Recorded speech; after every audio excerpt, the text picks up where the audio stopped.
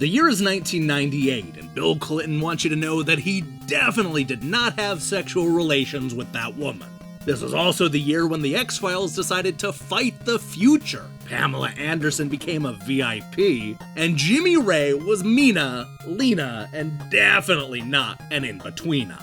But we're not here to ask if you're a Sting Ray, Slim Ray, or Paid Ray, because today we're counting down Electronic Gaming Monthly's worst reviewed games of 1998. Who wants to know? Who wants to know?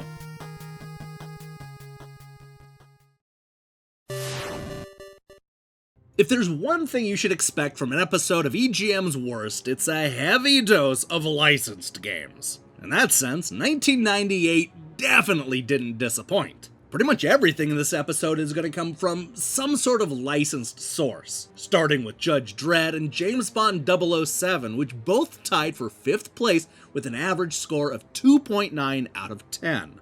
Let's go ahead and start with Judge Dredd, a light gun game in the spirit of Area 51 and Maximum Force. The good news is that this Activision game isn't connected to that cheesy Sylvester Stallone movie. But don't get too excited because it still sucks. I think John Davison puts it best when he says, maybe 2 years ago this would have been the pinnacle of mediocrity. Now though, in light of other games that handle the genre infinitely better, it's fortunate to fall just this side of terrible. Crispin Boyer complained that the tacked-on full-motion video story is pointless and certainly no incentive to keep playing. 2 decades later, I might argue that the awful full-motion video is literally the only reason to play this game. Now, when it comes to James Bond 007, this Game Boy game had a lot to live up to. Not only was the movie franchise suddenly hot again, but Nintendo had just published GoldenEye 007, one of the best reviewed games of all time. Let me tell ya, all eyes were on the martini-swirling hero to bring the guns, gals, and glamour to the Game Boy. Sadly, that's not what happened. Sean Smith thought that 007 should have been marketed as a kid's game, because I can't see how anyone can take this James Bond game seriously. Dan Shu was the most vicious to the game, noting that he absolutely, positively cannot recommend this game to anyone. I can list 50 more Game Boy titles I'd rather play than this simplistic, moronic, sorry excuse for a game. The action is repetitive, the dialogue is ridiculous, the clues are overly simplistic, and the secrets are obscure. While everybody else gave it 3s and 4s, Dan went hard with a 1. This tanks the average down to a 2.9 out of 10.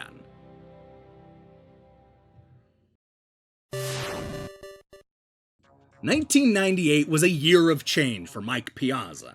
After spending most of the 1990s with the Los Angeles Dodgers, the catcher and MVP runner-up made his way to the Florida Marlins and then was immediately traded to the New York Mets.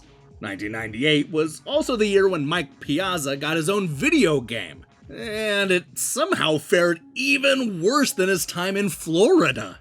Mike Piazza's Strike Zone is not just a bad video game, but it's also the first sports game to make its way onto the EGM worst reviewed list since Super Off-Road in 1994. The first word that comes to mind when playing Strike Zone is rough, starts Sean. The graphics are simple, if not plain lame, and the music and effects are lo-fi and often muffled sounding. Dean Hager complained about the lack of commentary and how it couldn't decide if it wanted to be a simulator or an arcade-style sports game. Craig, on the other hand, went knives out, saying that Strike Zone is so amateurish that it could almost be mistaken for a bad 16-bit game. With an average score of 2.6 out of 10, Mike Piazza's Strike Zone is the worst reviewed sports game by a large margin.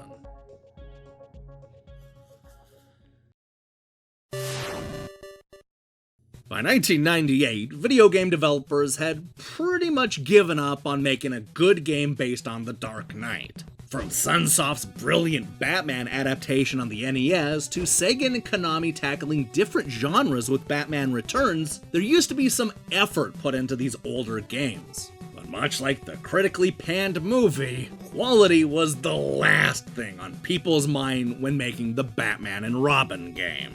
"This could have been so brilliant," starts John D. "It's a 3D action game, a driving game. It's got combat, puzzles, detective bits, and the coolest superhero ever. So why is it such an infuriating, poorly executed farce with a ridiculously tough learning curve?"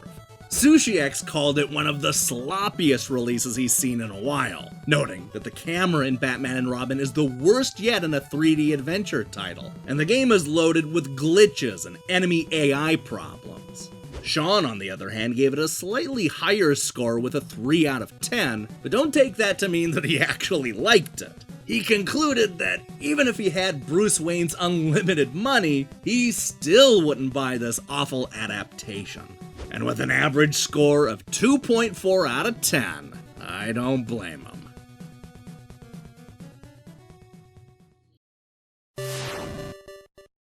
The Fifth Element is one of those movies that just seems tailor-made to be a video game.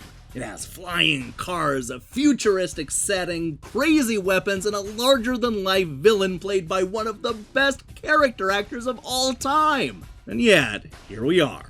What could have gone so wrong to have Crispin call this Activision game the worst PlayStation game ever made?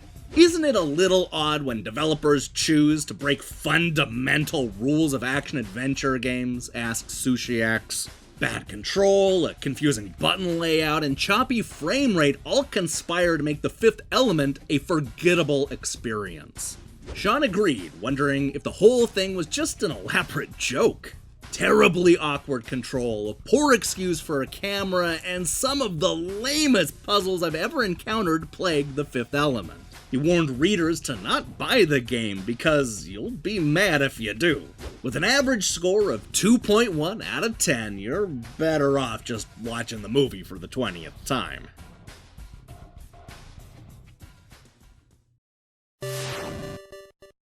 Finally, a game that isn't based on a movie, comic book, TV show, or sports star. But hey, don't get too excited because Deadly Arts is not only the worst reviewed game of 1998, but it's the lowest scoring game we've seen yet from EGM. What's even more troubling is that this long-forgotten turd was released by Konami, which topped the best reviewed list with Metal Gear Solid, the first game to receive a perfect 10 out of 10 average. How is it possible for a company to reach those heights and then turn around and release a game this bad? "This is the worst Nintendo 64 game I've ever played," explains Dan. "Bad technology, polygonal dropout, sluggish animation, buggy camera angles, horrible graphics, bad gameplay, piss-poor controls, retarded moves. Whoa, let's stop right there." Okay, 2 decades later, I have to imagine that Dan probably wouldn't use the same word to describe Deadly Arts. Quickly moving on, John R. called the game terrible. There's nary an ounce of decent gameplay to be found anywhere. The fighting engine is a joke, the controls are sluggish, the animation sucks, the characters are ridiculously lame, and the music is awful too. I think it's safe to say that everybody hated Deadly Arts, which is why it tops the list with an impressively bad average of 1.75 out of 10.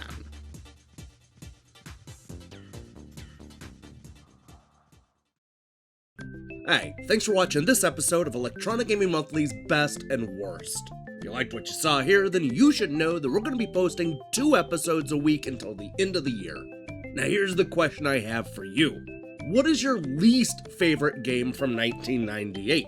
Is it one of the ones that we just talked about, or maybe C, the Contra Wars, Spice World, Rascal, Quest 64, or I don't know, something else? Let me see your picks in the comments below.